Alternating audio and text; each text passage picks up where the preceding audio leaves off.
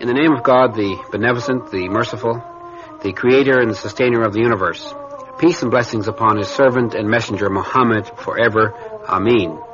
I bear witness that there is no God worthy of worship except the one true God, and I bear witness that Muhammad is the messenger and servant of God. I greet you in our usual fashion with the universal greetings of peace.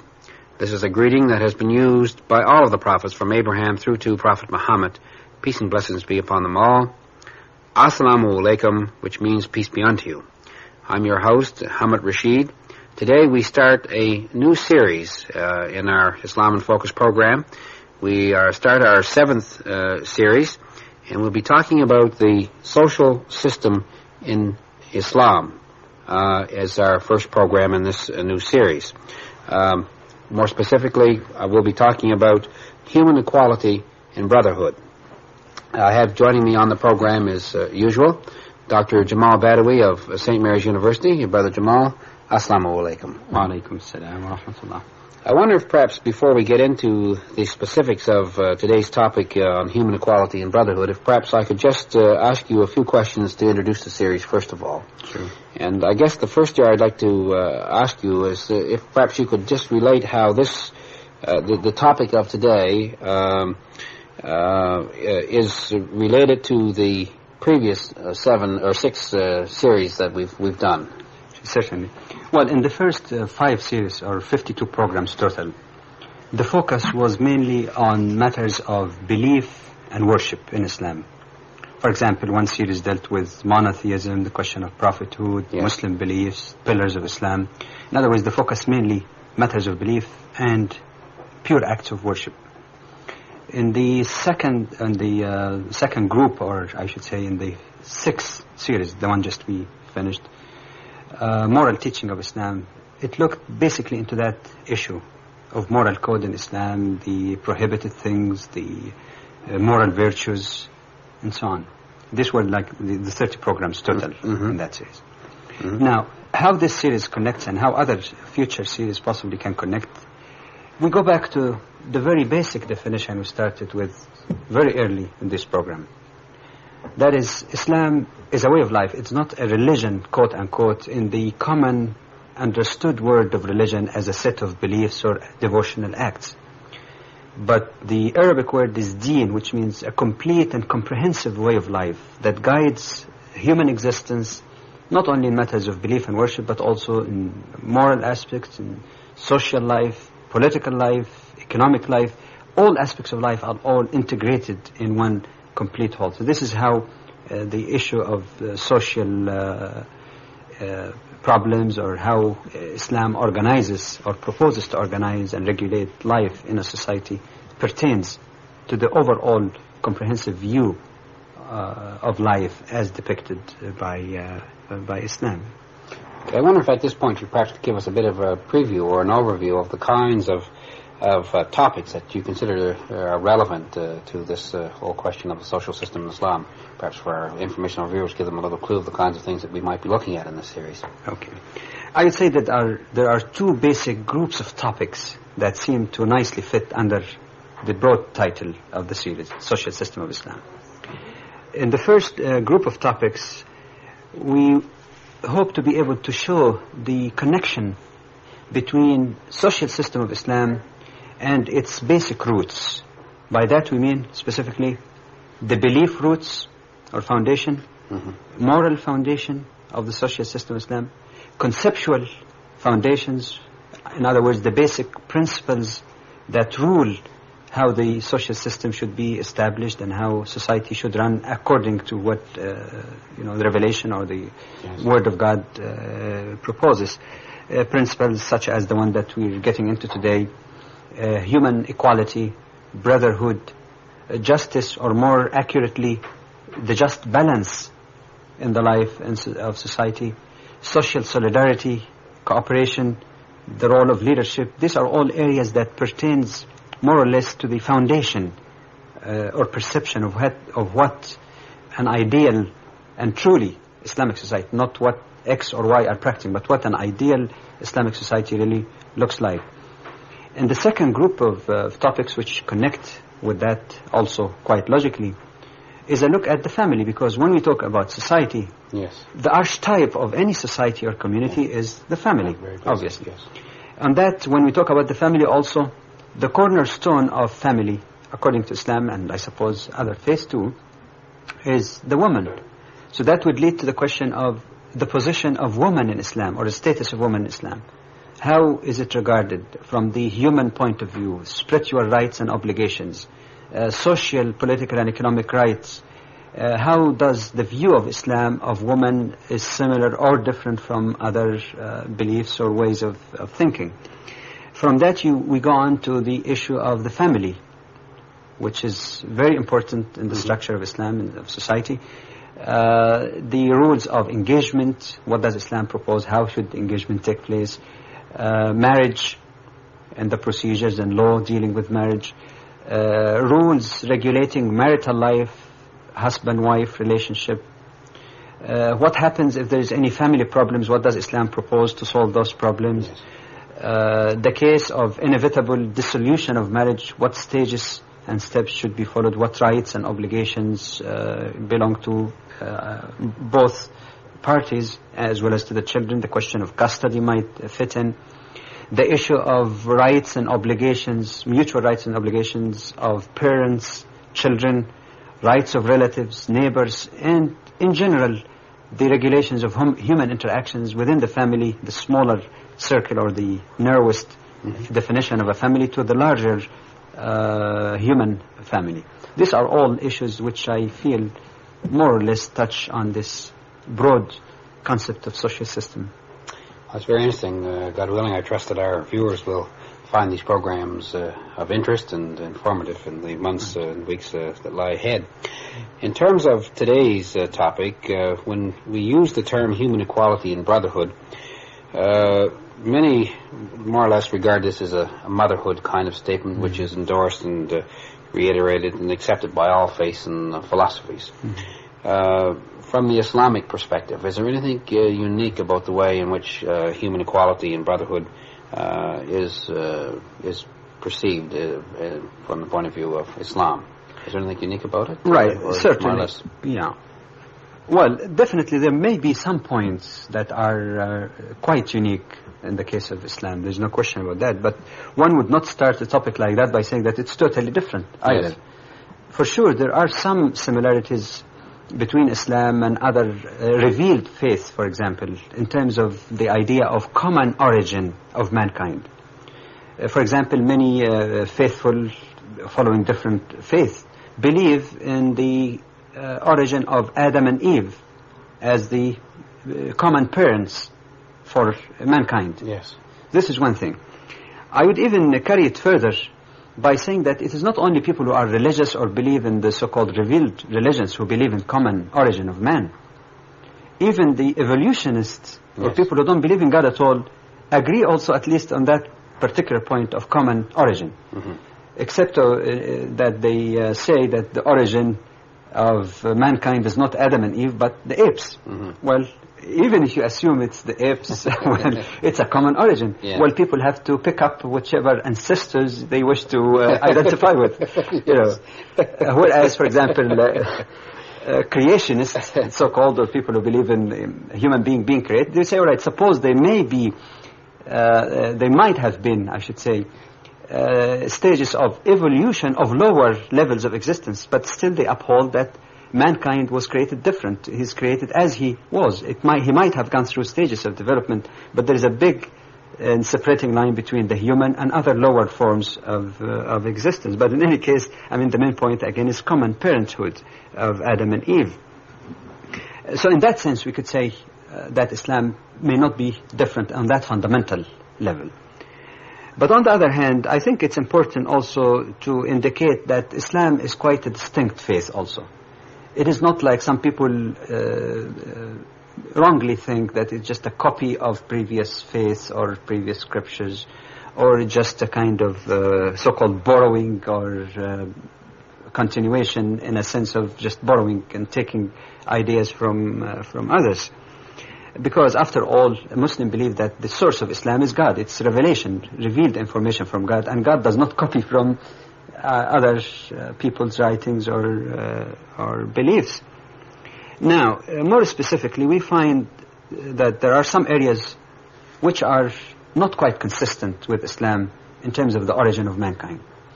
In some of the ancient religions, for example, a belief used to be held that people were created in different castes or different levels. Yes. For example, there are those who believe that there are some category of people who are created from God's head, and those people has a particular function to be the religious teachers. There are those who created from God's arm, they say, and these are in charge of being guards and soldiers. Those who are created from God's legs or thighs, and these are people who are supposed to be farmers. And then finally, they believe that there are those who are created from God's feet, and these are the shudras or the untouchables, whose function is basically to serve other levels of human beings. So you have 4 different levels of human beings according to that theory. And as you know, until now, even you find still some people who uphold this type of views. They consider even that if a shadow of an untouchable person touches the shadow of a person who's not untouchable, then there's something that requires cleaning and all that. Well, definitely, this kind of belief has nothing to do whatsoever with the belief in Islam. Actually, it's totally contrary. It's inconsistent with the common brotherhood of mankind, that all people are created equal in the sight of God. There are also other faiths also that uphold certain beliefs that when you check the scriptures, for example, the basic story of Adam and Eve is there. However, there are some fundamental differences. An example of this is that in those scriptures you find that God is referred to quite frequently as God of, and then it mentioned particular race or racial group. In the Quran, nowhere do we find a single example where it says God is the God or Lord of Arabs, of Muslims, of East and West, of blacks and whites. It always talk about Rabb al-Alameen, the Lord of the universe, Rabb al-Nas, the Lord of mankind. And that's a much more nobler and higher way of depicting God as not favoring just a group of people or a particular race, but He is the God of all humanity, of all mankind.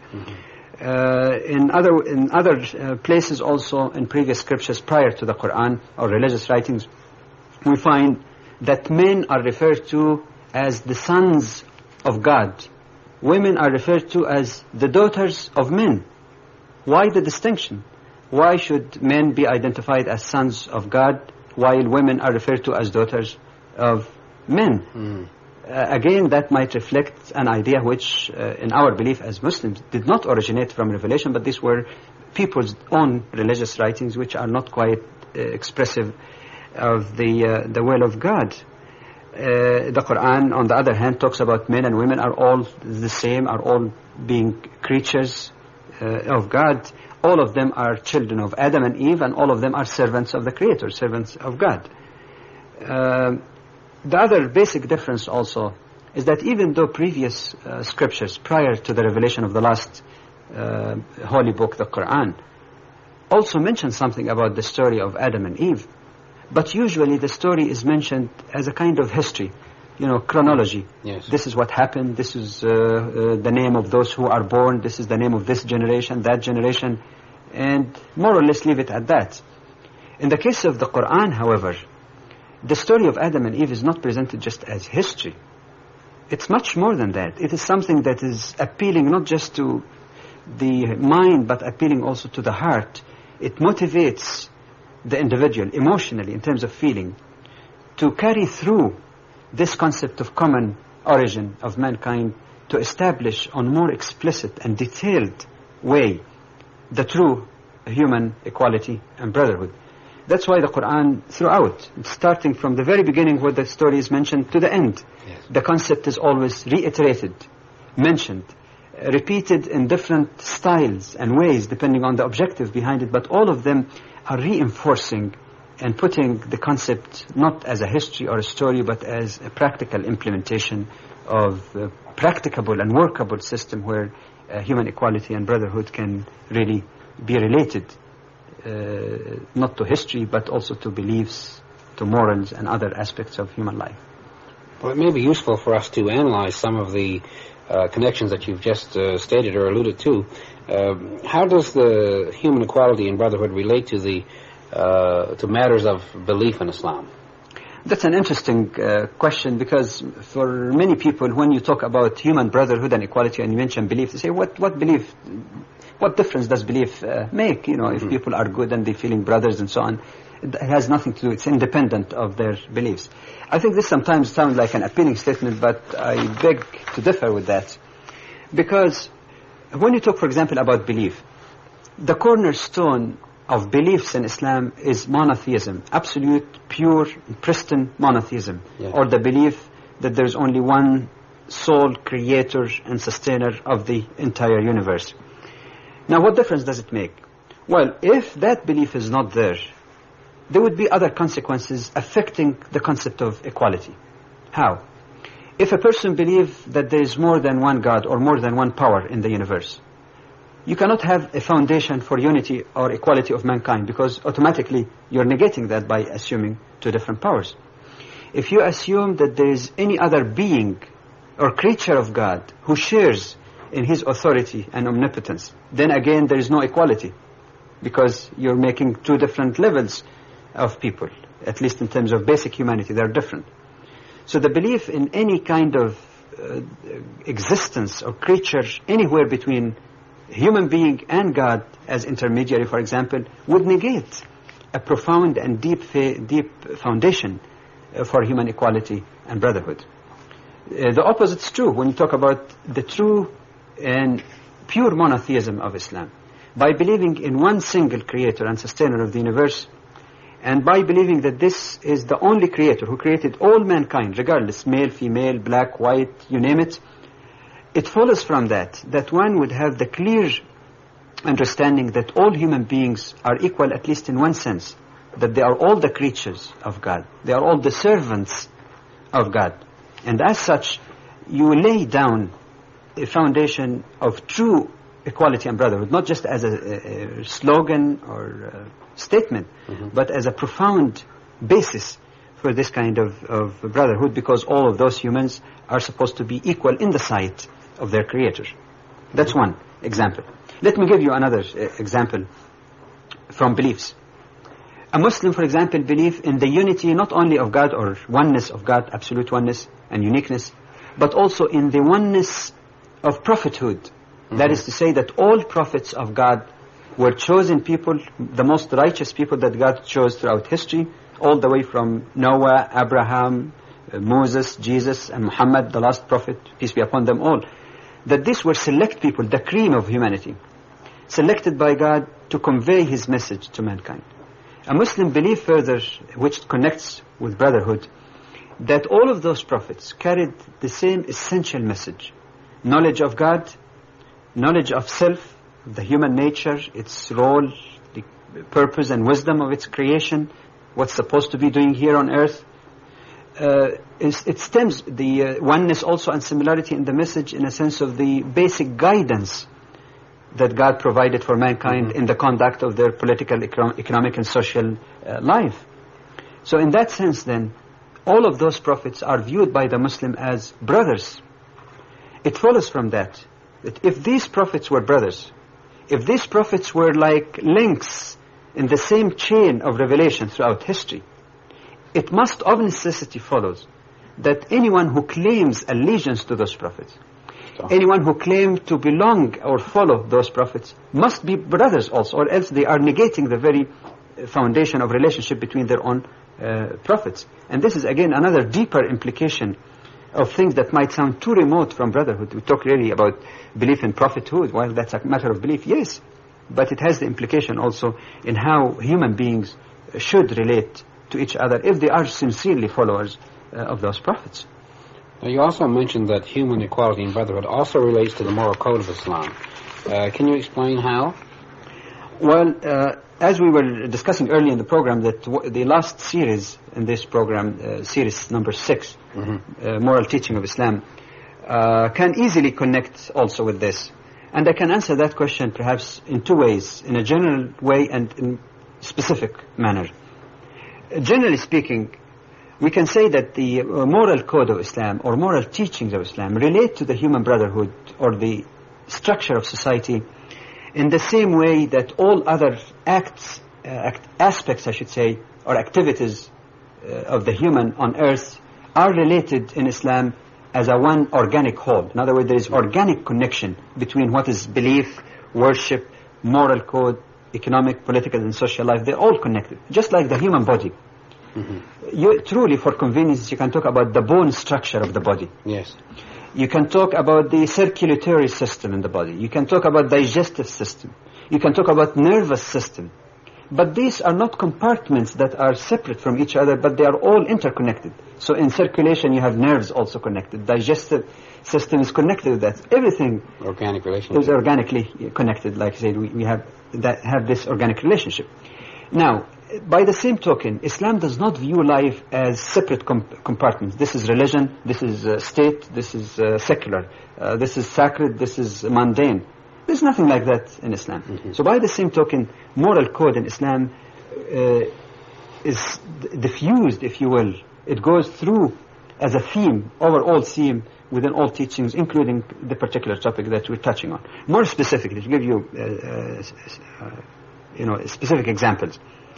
In our discussion of the moral teachings of Islam, one portion dealt with the prohibitions in Islam, things that are prohibited. Now, these prohibited things like drinking, gambling, moral indecency and all that, fornication, adultery and all that, these are not simply individual personal morals. For sure, these also are activities or actions which has something to do with social morality, with social behavior, if you will. And the harm of committing those prohibited acts is not only limited or restricted to the individual himself, but it harms society also. So in that sense, there is connection between social and moral. Another example. In the last 10 programs in the series on moral teaching, we discussed varieties of topics dealing with moral virtues, including things like, for example, truthfulness, fulfilling the trust or honesty, generosity, sacrifice, forgiveness, and all that. Again, these are not just individual acts of piety. They also affect positively social structure if they are present. They negatively affect society if they are not implemented. So in that sense, then we can see that how the social system of Islam, including our specific topic on equality and brotherhood of mankind, has its own roots, not only in beliefs but also in moral teachings of Islam. In the beginning of today's program, you made some reference to the story of the first couple, Adam and Eve. How is this story depicted in the Quran, and are there any differences in similarities, or is it any differences between the version in the Quran and other versions of the story of Adam and Eve? Well, let me look first at one aspect of it, since you're looking or interested more on the question of comparisons. I would say that even though the basic story that they were a couple, one Adam, one Eve, who lived in the Garden of Eden or in paradise, and all the rest of the story is basically there in the Quran. But some of the main distinctive features in the way the Quran presents the story include, number one, a point that was mentioned earlier in the program, that it is not just a kind of chronology of story, that you mentioned that and move on to talk about other events in history. It's a theme that runs through the entire Quran, emphasized and reiterated in a variety of ways. This is one point that we mentioned before. But in addition to this, the Quran also is quite distinct in a sense that it does not throw the blame for the first mistake by Adam and Eve on Eve alone. As you know, some people believe that it was the snake who tempted Eve and Eve who tempted Adam. So she carries the responsibility of tempting Adam, and she's, in some beliefs, the reason actually, or one of the causes of the fall of mankind and their coming on earth. In the Quran, we find the approach is quite different, and this we can come back to when we get to the issue of women in Islam. But at this point, we can say that the Quran talks about Adam and Eve as both equally to blame for their mistake, not that one of them tempted the other, that both of them are to be blamed for that. Now, how does that relate to human brotherhood? It does. Because if you start blaming one section of humanity, half of it, women, for the fall of man, then you cannot really achieve the ultimate and the most noble form of human brotherhood. Of course, you can say brotherhood and sisterhood. So brotherhood includes also both male and female. And that's the approach of the Quran, that none of them is to be, no one side is to be blamed alone for the mistake. Another aspect which again is, I feel is relevant, is that the Quran indicate that both Adam and Eve prayed for repentance, prayed to God to forgive them for this disobedience they have committed. And it says that God forgave them, and as such there is no concept of original sin at all in Islam. There is no notion that their descendants would carry this stigma of original sin, so-called, for the rest of their lives or for generations even to come. The Quran simply said that they were forgiven. The implication of this is that the human was not created on earth by way of punishment because he fell from heaven. No.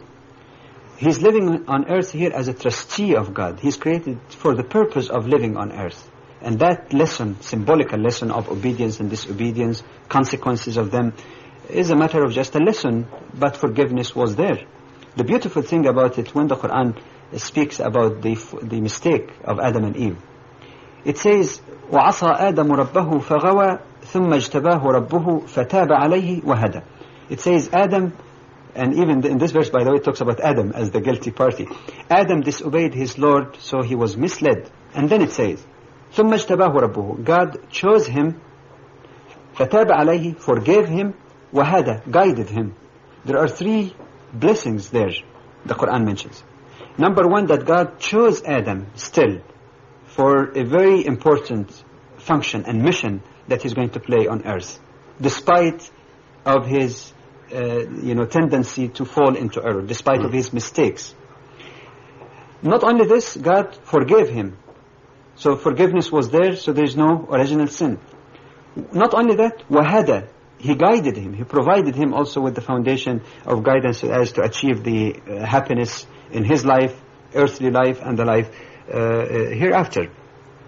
Now, when you look at it this way, it makes it quite clear that when the Quran talks about the origin of man, about Adam and Eve, it takes a little different slant, a slant that emphasizes that all human beings are equal in the sight of God, that all human beings are brethren, whether they are male or female, regardless of any of the artificial boundaries that people speak about, barriers of race, color, social status, sex, or any other, or nationalism.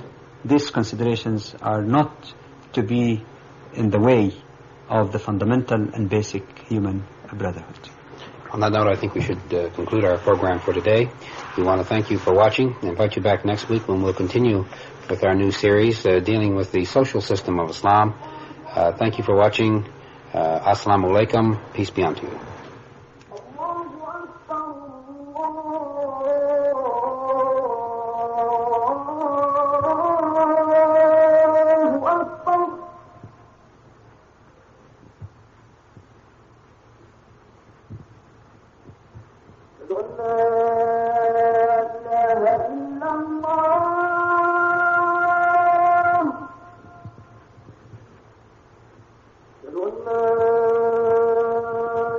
إلا الله